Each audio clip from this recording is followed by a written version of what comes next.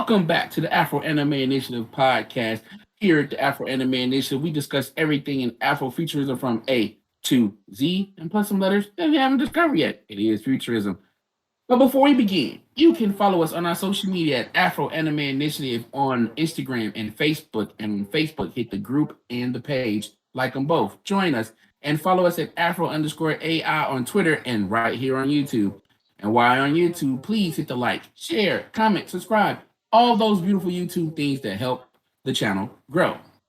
And your host, Darren Bradley, along with Paulina GP. Say what's up to the people. Hi guys, I hope you're safe. I hope you're just making good choices and just being awesome. Cool, cool. And if you make bad choices, take responsibility and do better. And do better. I don't have no idea why I went into my English voice. Anyway, our first story of the day is I don't know how you feel about this. You know what? Let's just talk about it. Paramount Plus, the streaming service from CBS Viacom Networks, has decided to drop 1,000 movies this week, and I'm just like, whoa, $9.99. You're kind of one of the cheaper streaming services, and you're dropping 1,000 movies plus the new movie Infinite by Chiwetel Ejiofor, produced and directed by Antoine Fuqua, and I'm just like, I still ain't buying it. But then I went through the list of 1,000 movies, and I'm like, nah, I'm okay. P, how do you feel about Paramount Plus and 1,000 movies they've added this week? I mean, I guess they're serious about it. About like stepping up and being like, hey, take us seriously as competition, I guess. But my thing is two things. One, if they have all these movies and shows, will there be a proper catalog to find them easily? One. Two. That's two. Will I can't say it's not gonna work. I think it's cool and all, but it's like I'm pretty sure I'm still gonna find some of these movies on other platforms too. So what's the competition? Because one of the titles listed is the Avengers, and I'm like, okay, but that's also on Disney Plus, and I think Prime. I think it's still on Prime. So what's going on with that? What's the competition? Like heck, one movie I saw, Gretel and Hansel, like earlier. That was the movie I was watching earlier. I found it on Hulu just like that. Like it's already there. So I'm just okay. Because I know for a fact that they're working also with Amazon, who just acquired MGM Studios, which has the James Bond series. Right. So I'm pretty sure they're going to split that up too. Yeah.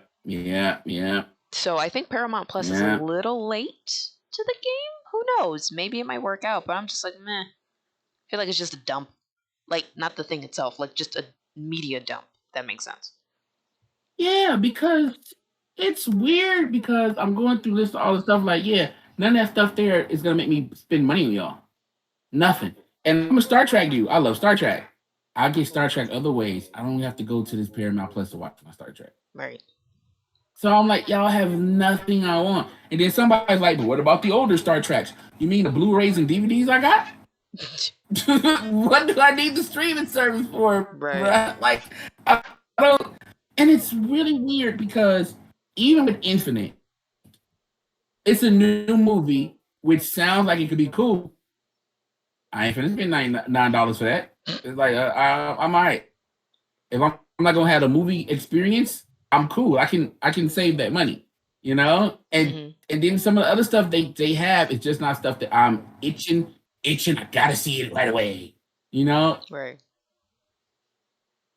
So I don't know. I mean, like I said, I'm glad they trying to step their game up. Competition again. All competition is good competition to me. But I don't know what y'all got that I'm gonna want to spend money on. I just don't. I'm okay. Like right. What's exclusive? But man, like you said, the one movie that you wanted to see from them, you found it on Hulu. Right. Crazy. But again, that might be a thing. Like I said, don't give up. Don't give up. Y'all got some strong stuff that y'all control still. Yeah, the fight's not over yet. Let's be honest, because nobody knows what's really going on with the streaming service. Because a lot of people don't actually understand that there's a whole world outside the United States, and in the world, Netflix is kicking everybody's butt. Yeah, pretty So much. it's still time. Mm-hmm. Speaking of people making really incredible moves, like the way I know, good segue. Good. Issa Rae has also been announced as a Spider Woman in the upcoming Into the Spider Verse 2. Pete, tell us about what's going on, Issa Rae. Basically, they're having her come in and voice one of the Spider Women and into the Spider Verse. Now they are saying they're not sure which one because, of course, they are keeping everything under wraps. Um, but I also heard that she's the first Black Spider Woman to be, well, at least Black woman to voice Spider Woman. I'm just because when this dropped, that was like a big thing on Twitter. So I mean, cool, but at the same time, I'm not really focused on that. I just think it's really cool for her to be on it because, first of all, the humor and the style of Into the Spider Verse is pretty much suits her very well if you think about it. So that's literally it. Like more details, there's not like a lot more details on it. It's just a formal announcement, and good for her. I'm actually excited to see more on this, and I'm definitely watching it because Yeah. I just love the first one. What do you think? What's your I'm thought? like, I think we've talked about Issa Rae a couple of times. Look, from the start, from YouTube to the HBO series, now the stuff she's doing, HBO Max and a production company blowing up.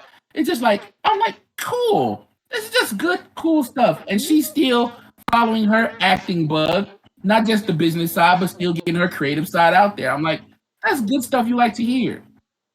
Absolutely, she's on it, and I love it. Oh yeah, yeah. Shout out to Issa Rae, and again, honestly, this just makes me look forward to Into the Spider Verse 2 even more.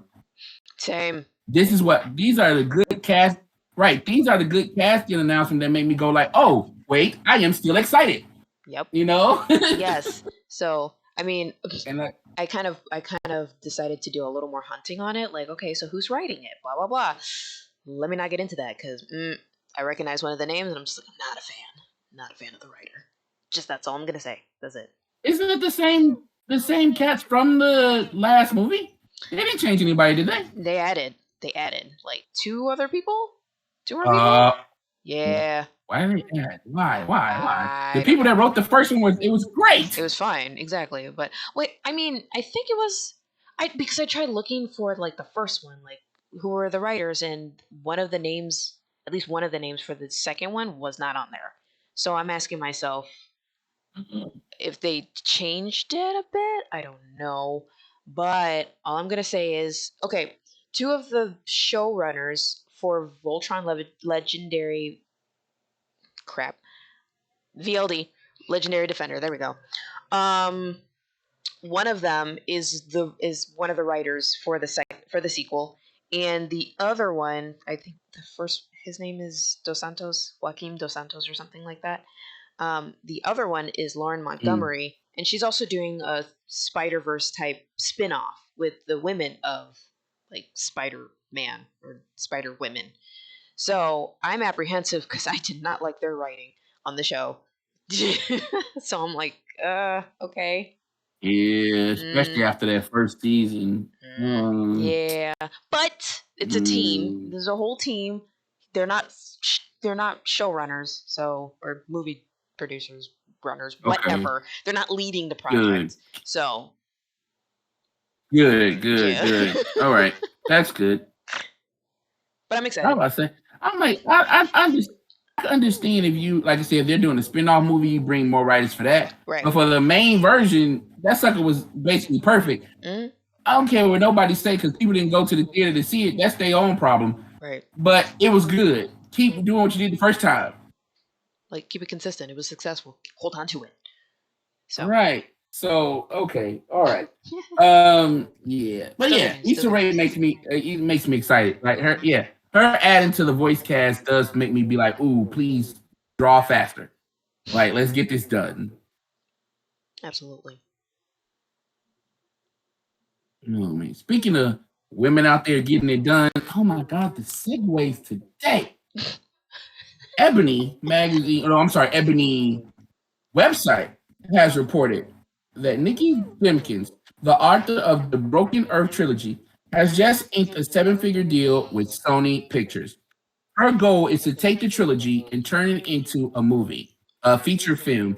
Not sure yet because we're light on details whether we're going to get a feature film per each book or, she might mash up some things and we'll maybe get a sequel if it's successful. Um, I read the article, super happy for her. But when they started to describe the books, I'm like, you know what? I don't think I want to know. I think these some books that we gonna have to buy and purchase. Yes, I know I owe all a lot of book reviews. Don't worry about it. But we gonna buy and purchase this Earth trilogy so we can read the books before the movies come out and just see how she got that seven-figure deal because she's a Hugo Award-winning author, and I believe it is for the Broken Earth trilogy. Yep. So it's All gonna be three. some dope stuff. All I three can't wait books. to read it. Yeah, I can't wait to read it. Yeah. So Pete, how do we feel about this great news for the Broken Earth trilogy? I'm just happy with the fact that she is turning it into a screen, like a script, that she's adapting her books herself. Like, she's the one doing it.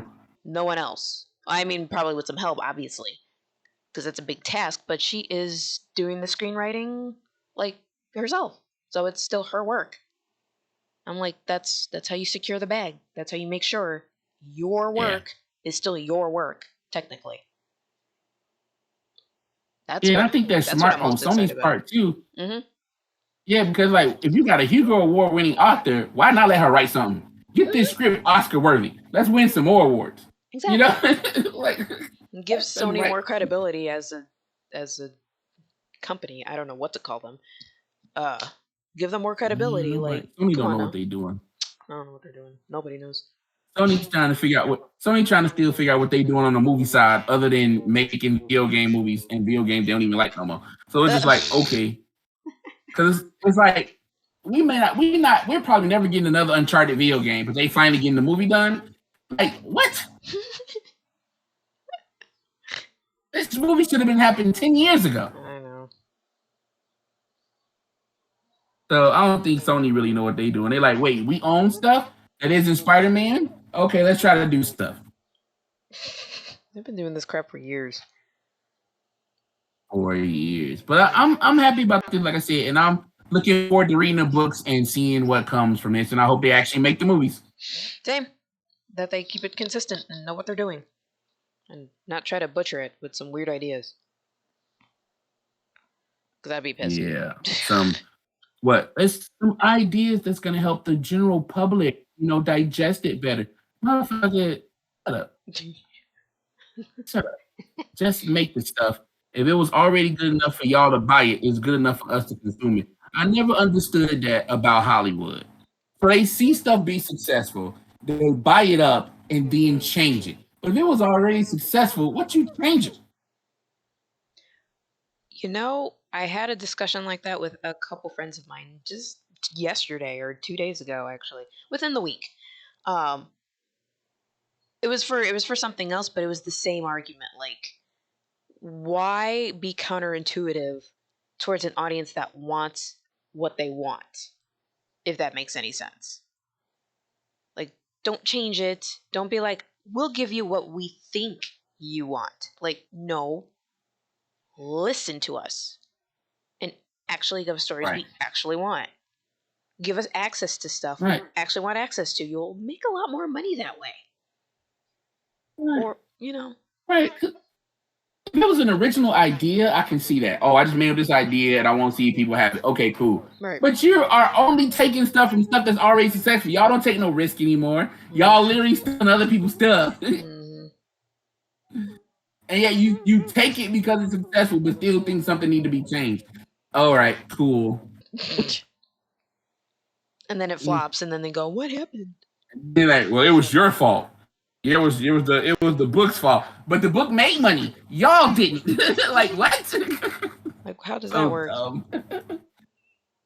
Like, please tell us, how does that work? But Right. But like you said, I like how it's her taking control of it. So if it fails or succeed, it will be because of her pen. And that's how it should be when you're a creator. Like this is my stuff. If it fails or succeeds, it's because of me. Sounded real high pitched right there, but I meant it. Okay. Exactly. There's Like you should that's something that you should take the ownership of. Like and I like that she's taking ownership. No, I wrote the books, they work. I'm gonna write this screenplay. It's gonna work. Y'all gonna give me money, y'all find a director, it's gonna work. Let's get this. yes, absolutely. And again, it's another sign of Afrofuturism doing its thing. People out here taking Afrofuturism to the next level, to the mainstream. And like that's not always bad. There's money out there. Afrofuturism deserves your money. I mean, yeah. Oh my god. Oh man, hold on. Let's see if we can keep the segues going. Speaking of people who deserve your money, see, nope, it messed up because they don't deserve your money. Nintendo may have had the price of their Nintendo Switch Pro leaked. How, Lena? Catch us up on the story. So last week, because more and more speculation, so I'm going to take this with a grain of salt. Nintendo's announcement for E3 is coming up in about 5 days, next Tuesday. So we'll probably get more details on it. But for the Nintendo Switch Pro is all that Nintendo fans are talking about, or whatever. They are. I can't say it's formally announced, but they put a placeholder and they're saying that it's going to be in the $300 range, $300 $400 range, because of newer specs, but like that 4K OLED. I just call it OLED. But better playability. But again, we don't know all the details until Nintendo steps up to the stage next Tuesday. It looks well. I see a picture, kind of like a prototype picture, but I don't know if it's the real deal. It looks nice. It looks okay. It looks kind of spiffy because it's been 4 years since the Switch first dropped, right? 4 years, right? Mm-hmm. Yeah. They're still keeping up with the light. I think they're gonna keep it as is. I'm pretty sure they'll come up with another one eventually at some point, or just put out a newer one with better specs but the same design, and same price. Fingers crossed. But that's pretty much all there is to it. It's a pretty light week in terms of news, especially with Nintendo. But But they're where'd the stingy. leak come from? The what? Where'd the leak come from? At various sources, like it's usually Reddit or let me see. Yeah, so it's like it came from a screenshot, like from an inventory database for like a French electronics retailer called Boulanger, Boulanger, I guess. So from there, the name of the console is Nintendo Switch Pro. So it could just be a placeholder or the actual name. Knowing Nintendo, that would probably be the actual name because they're not very original. Um, they also talked about yes, the placeholding Yeah, because price. What? they have been so tight-lipped. That's why, like, right before they might make the announcement, because again, we still not sure if they're making an announcement on Tuesday.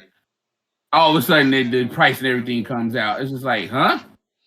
Well, like I said, placeholder. It may not even be the actual price. We don't know if they're going to go higher or lower, or that. There's a lot of skeptic. There's a It's very skeptical. I'm skeptical about it. I mean, at the same time, it's like, well, it kind of makes sense that it would be this price if they're, releasing a newer, more quote unquote upgraded version, which people have been talking about and quote unquote wanting it. I think for the past 2 years now. Because it is Nintendo. Yeah, Nintendo. They just have a good track record of hey, we're not gonna just give you a good system right now. We're gonna give you a system that works really well, and then upgrade it or downgrade it and make you buy all versions of it. Right. So Yeah, it looks like right up their alley. Look, they did real game buzz with the 3DS and 2DS. They said, "Why stop? Yep. Like, why stop? Why stop?" We'll So be having about 18 different versions of the Switch before all this is over. maybe, maybe not. Because I think personally, the first Switch was the Wii U. I think that was a prototype. And it's kind of successful if you think about it. No, Wii U was just a fuck up. No, it wasn't. Wii U was the biggest fuck up. They went from we the best to we ain't shit in like less than 4 years. Yeah, but I still think that they took that and turned it into the Switch. Y'all can push me Yeah, but aside for that, but it wasn't like as I'm saying, it wasn't like a prototype for it. They came out and said they fucked up. oh They yeah, I just know. said they fucked up. They admitted that. Yeah, but And hey, they they took just it took and they just everything did something else with it. yeah, they took the D it's like I said, it looked like they took the DS model and been like, oh, we were successful with this doing everything else. Why we just won't keep doing that?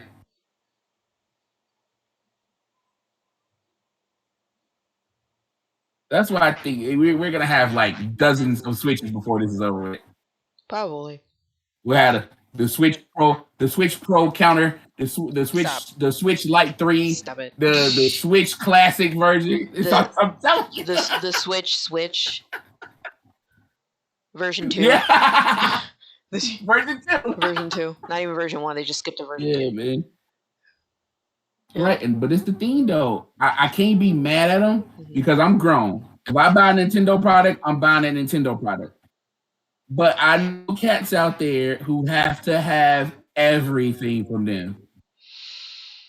Yeah, and then get mad about how janky it is, and I'm just Then over get here mad. right. I'm just over here like, Mm-hmm. let me just enjoy my console, my Nintendo stuff, and be done with it. Just mind my business. Exactly. Like maybe if I feel like it, I might upgrade. Not just because y'all put it out. I might do it. Yep. Cause and that's the part that's why, like I said, that's why I think it's gonna be a 3DS model that they're gonna do for this. Mm-hmm. Because I remember when I was getting switches or helping get switches for the godchildren, Mm-hmm. the rumors of the Pro were already happening. Yes. Yep. I remember that. So it's like you just dropped this. You announced the light, and the light wasn't even out yet, but everybody knew that y'all was making it. Y'all already said you was making it, and we already was talking about a Pro. I was just like, I ain't thinking about nothing till the Pro come out. And we'll find out if Drift. And if they try that BS, where you can't, What? that you like can't play regular Switch games on your Pro. Oh no, Nintendo, we ain't having that this year. No, they're not that stupid. You know what? I'm giving them the benefit of the doubt. They should not be that stupid. Mind you, they're still stupid. Oh, shush, shush. I know better. I know better. But still, still, like they cannot be that stupid. Mind you, there's still, issues with them having older games be put on the Switch port. I don't know if they're working on that at all. If they have no plans of doing that, which is like, why? I'm still wondering why they ain't got internet together. Like y'all are in Japan, one of the most technologically advanced countries on this planet, and y'all still can't get internet together. Stop it. I think it's red tape. I think it's just a shit ton of red tape. The bureaucracy over there is just atrocious for them to get anything done. That's what I think. I want to believe that, but then there are other Japanese companies I follow who I have no problem with. So, I mean, just give us internet connectivity on your console. Yeah, but how big are they though? Are they as big as Nintendo or bigger? Or not as big? Probably as big. Interesting. And big should make it even easier because now y'all actually have power and sway. That's one. Two. Think about it though. I'm just like, I mean, sometimes the bigger the thing is, the more red tape there's gonna be. Because more people would be involved to run this thing. But that's just me. Yeah, they just don't do internet connectivity well. and they try to use the safety of the kids as the thing. But again, children are on the internet probably more than anybody else, Right. and they're cool over there on some. They cool on Xbox. They cool on their personal computers. They iPads. They telephone, but they can't do it on the Switch. Yep. And the thing is, if they set up parental controls in a way that kids cannot hack or just cannot switch it off by themselves, great, even better. Even better. That's all you gotta do. Yep. That's all you gotta do. Like, don't do Because it and then for all the adults that you have that buy your stuff, they can do it themselves. Yeah. So you won't be infringing on your main base, and you still get to pretend that you're the Ultra Family console. Boom. But yeah, it's something with management with them where they just are like, we're afraid of the internet. We don't want nobody to get in trouble on our console. But people get in trouble on your console anyway. They did a whole Hong Kong protest in one of your most popular video games. Yes. So I mean, I remember that. Was something. I think we'll be okay. Mm-hmm. Yeah, it was great. That thing was beautiful. I'm like, y'all, because they couldn't do it on the regular internet. Facebook and Google was blocking them. They said, okay, we finna go into the most popular video game right now. And it worked. Beautiful. Oh, it was beautiful. It was glorious. Yeah, it was beautiful. That was an event. But yeah, I hope the rumors are actually kind of true because I like the price point. It's a good $400 is good for a Nintendo console, right. And with all the upgrades, I can rock with that. Right, it's pretty fair, honestly. As long as they address the Joy-Con drift, because they still haven't addressed that properly. Yeah, I'm about to say I legit have given up on them ever addressing that. I'm just gonna buy a Pro controller. Right, just like I'll get a Pro controller. They're never gonna address it. Yeah, they're never gonna address it. No, even so though, will it transfer over to the Pro stuff? That's the question. The Pro? No, yeah. I guarantee you what they're gonna do, depending on what they think the market will hold. Mm-hmm. Either all the peripherals will go over, or they're about to release a whole new slate of peripherals too. True. Yeah, they might do that. There's gonna be the Nintendo Switch Pro controller. Mm-hmm. Well, I mean, yeah, they gotta make money somehow. I guarantee it. Because Nintendo thinks that, hey, instead of us either fixing something we broke or just letting you carry it over to the next thing, you'll buy a whole new thing. And people actually will, despite their complaints. Yeah. Despite their complaints. So I'm looking forward to that. Since I didn't buy any, right, exactly. Since I didn't buy any of the Switch stuff this time around, I can re-up for the Pro stuff. But I feel bad for those that got to rebuy everything if they switch over to the Pro. Yep. You can see it. I learned a long time ago with Nintendo. I can wait until y'all give me the bigger version, because I know it's coming. Mm-hmm. Oh, man. Well, that is about it for our notes. Oh, man, this was a nice, short, and sweet podcast episode today. Nice. But at the end of every podcast, we like to go around and ask, hey, what else in Afrofuturism and general geekdom did you see that we didn't get to go through over the notes? P, you want to start? I don't know if it counts. I was just been, along with that conversation I've been having about accessibility in terms of like what the audience wants to hear or see or whatever. I was just more talking about like accessibility in terms of like region locked stuff, like media. Mm-hmm. Like, for instance, I've been recently getting into British live theater. They got some really cool stuff. However, in order to access it, you gotta do stuff. Like, you gotta do stuff. As in, either subscribe to VPN. Yes. And that's the problem. We shouldn't have to resort to that in order to access their stuff overseas. Or if you get a DVD or a Blu-ray and it's region locked, you have to change the settings on your Blu-ray player. I'm like, this is why people are pirating. And using VPNs. And then big companies want to complain about people using that stuff. Like, okay, but you're not making good choices in order for us to access this stuff. Like, why is everything so exclusive? They're oddly protective of their plays too, and I'm just like, but why? But why though? To play. Literally, I go to a high school and have a bunch of kids put it on. Like, what the hell are you doing? Right. But it's like a lot And of the these thing is, plays. like with the internet, we should just sell it. Yes. Just sell it. Thank you. Mhm. Thank you. Like, I shouldn't have to go all the way to like Amazon has a UK store, like Amazon UK or Amazon Canada, blah blah blah. You Right. need a whole new account in order for you to Yeah. access it. Like, wait, what? In order for you to access it. And you just want to spend money. It's the money that they want. It doesn't. I agree with you. It doesn't make any sense. It makes no sense at all. And it's like, again, if you are able to obtain the live play on a DVD or a Blu-ray, region locked. Will it be region locked? Do you have to change the settings on your player in order for you to watch it? And you can only change the settings so many times. Because once you change it, that's it.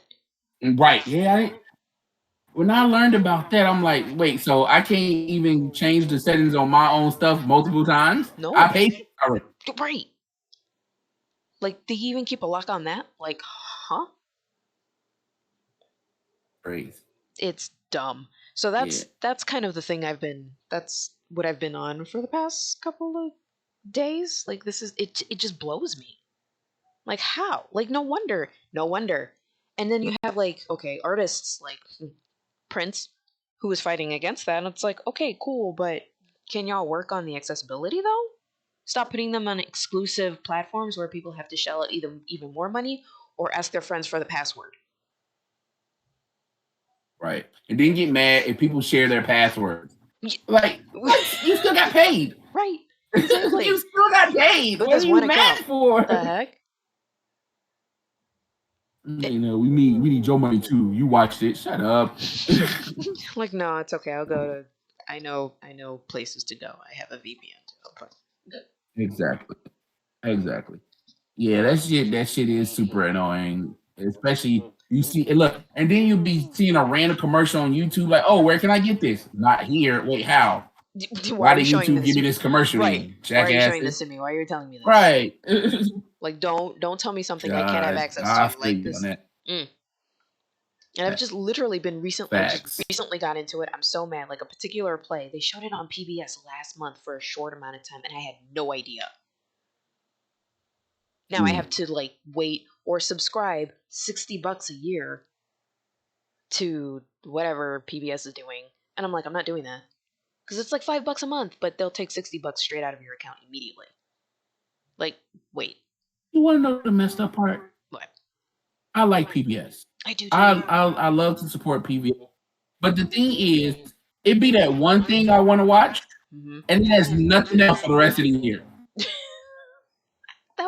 That was it for me, and I missed it. I'm so mad. So mad. Right. So it's like, so do I really want to pay that $60 for the one thing, and then I never go back to PBS? Like, I'll never go back to it. Until they announce something next year, and I still got to pay $60 all over again. Honestly, it's tough. Because I think I told you this story before. What? Yeah, I think I told you this story before that when borders were shutting down, I literally went in there and bought all the DVDs, and the things I bought the most were the DVDs of the PBS documentaries and stuff. They were cheap. Yeah. I got I, Claudius, like the original Chronicles of Narnia movies, just a whole bunch of PBS stuff. Nice. That I saw on PBS first. So it's like that stuff, and again, stuff like that only happen like once every couple of years. Right. It blows me, man, how they're just setting everything up. Like, they just monetize everything. And I'm just like, okay, but do it in a smart way. Be smart. Right. If I'm in America and you're selling something in England, I should be able to send you the American equivalent amount of currency and have it sent to America, and I can watch it. Right. That's it. That's simple. If you're in India and you got a DVD of the greatest Bollywood scenes, I should be able to send you money, send it to me, and I can put it into my Blu-ray player. Easy. Exactly. But nope. They got a region lock. They got to make it super hard to find. Like even shows. There's one specific streaming service. If it's not BBC One, they will sell you selective stuff that's been out forever. Now, if it comes to Mm, newer stuff or like really mhm. popular shows from back then, I'm not including Doctor Who. It's an exclusive uh streaming service that only this streaming service has. It'll maybe have a few things like on Amazon Prime Wow. that you either may have to pay Mm. extra for or it's free on Prime for a short amount of time. But that exclusive streaming service, I think it's called Epic or something like that, or Epics. Yeah, that's where you have to find it, and you Epics. have, Yeah, I know. yeah, Yeah, yeah. and you have to subscribe and watch whatever it is you want to watch, and it's like, but why? Why the exclusivity? What? Mm. Like, what And are the? and it's weird. I think we talked about this before that physical media is not going away Nope. because people are getting fed up with what streaming service they got to find to get stuff. So they still rather have a Blu-ray in their house. Nope, we still do. Plays everything. We got a Mm. whole collection. Or like I have right, or like I have hard drives where I've taken the stuff that I bought and copied them over to the hard drive so I had the space, but I still have the material and I make sure I do my best to make sure my hard drives don't crash. Yep. Because this yeah this digital all digital shit is never gonna work because they keep taking more and more stuff away. Mhm. Absolutely. That's why we love pirates. Pirates are cool. Mhm. I support it. I don't care what anybody says. Shoot, with Um, music, that's why they dude, have Bandcamp with uh, music. yeah. Name your price. If it wasn't for what was that piece? Napster. If it wasn't for the dude at Napster bragging about how much money he makes stealing people's stuff, the music industry wouldn't be able to do nothing. But because he kept talking about how much money he was stealing, the motherfuckers came after him. Yep. And he ruined it for everybody. That is true. I remember that. Yeah, and then Apple said, "Hey, we're gonna do the same thing and just charge." And everybody like, "Okay." No, well, because people are mindless zombies for Apple. And, Yeah. yeah, it was so weird because I remember when it all started, and I looked at Apple. I'm like, "So this is just Napster, and I gotta pay 99 cents." All right, Now it's a whole that's all it stream. is. Now it's a subscription, a legit subscription. Like, if you're a student, Right. $5. But if not, $10 a month. Ha! No, I'm good. Mm, It's okay. I'm fine. mm. But again, it depends on how good you are into the music, and I believe Apple TV is a part of it now. Not too bad. Not too bad. No, not too bad at all. But again, I'm like, yeah, but I'm cool. Apple, y'all stay over there until y'all do something good. I get my music other ways. Oh, that's cool. Anything else? That's it. That was my whole thing. That was it. Okay, cool. No problem. I finally read Black Panther, the last issue of Ta-Nehisi Coates' run. Okay. It's beautiful. Nice. It's beautiful. He makes a lot of good points about how we try to blame a lot of people for how things happen because they take advantage of it. But at the end of the day, sometimes we set the stuff off and we gotta take responsibility. Yep.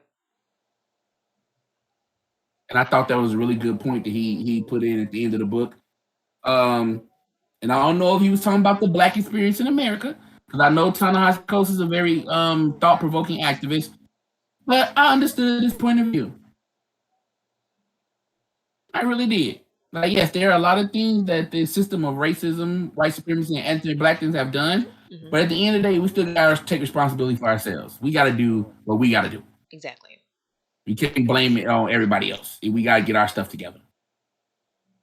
Yep. So yeah. So if that was his point, very well said, sir. I finally read Milestone issue number 0, and all I can say is it got me more excited for Milestone stuff. I think Static Shock number 1 drops in a couple of weeks. I haven't been looking at the exact dates because I don't trust DC no more. So when it's out, it's out. I don't just wait for the date they say it's supposed to be out anymore. Oh wow. And what else? What else? I watched Loki on Disney Plus. How was it? I didn't get a chance to And I watch have it to say, superb. Nice. Good. I'm talking about top notch acting, just well done. And the first episode is just a build up, and I'm like, but I'm interested. Everything y'all doing, I'm interested. Everything y'all saying, I want to know more about. And again, they got what I call the tech of intrigue, where they take something that's supposed to be super huge, something that should like change the course of an entire storyline. They say, "Oh yeah, this happened," and they just move on. That happens twice in this show, and it intrigued me to no end. Like, no, talk more about this. Tell me more. Like, wait a minute. Yes. Ooh, So I'm looking forward to episode 2. nice. But this is a good start. This is a very, very good start. Excellent. And I think that actually might be it for me too. Nice. Well, thank you all All for right. So listening. thank you. Right. Like Paulina said, thank you all so much. And before you go, if you could please subscribe to our social media at Afro Anime Initiative on Instagram and Facebook. And on Facebook, we have a group and a page. Follow them both. And at Afro_AI on Twitter and right here on YouTube. And while you're on YouTube, like, share, comment, subscribe, especially if you enjoyed the podcast. Help the channel grow. We'll see you guys later. Be safe out there. Peace.